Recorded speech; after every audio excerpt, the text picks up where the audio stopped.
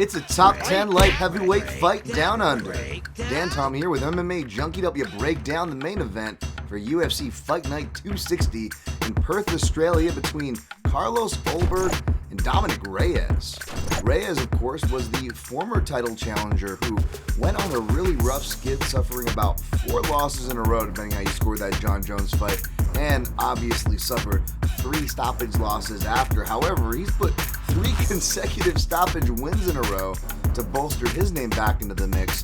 However, standing in Reyes' way is the new hotness in town. That's right, baby, Carlos Ulberg, who dropped his UFC debut to Kennedy Nzechukwu, a southpaw, but has since reeled off 8 straight and now stands at 2-1 opposite UFC level lefties. At the time of this video, the odds makers and the public are siding with Ulberg as your favorite in the neighborhood of -265, with a comeback on your underdog Reyes in the neighborhood of +200.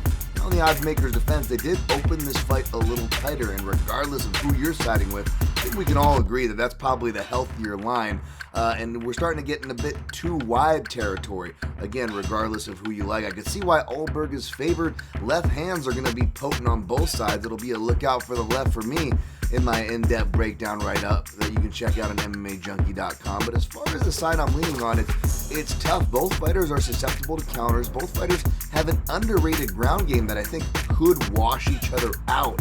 But with left hands being potent, I kind of got to give the lean to the southpaw edge. Now, Dominick Reyes has eaten his fair share of left hands in the forms of left punches to spinning elbows.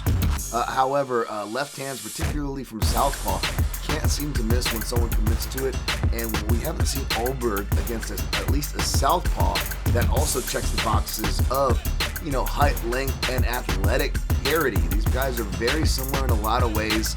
I don't think they are glass cannons, but they certainly can be taken out almost as easily, so to speak, as they can take the other person out. That's kind of the whole light heavyweight division.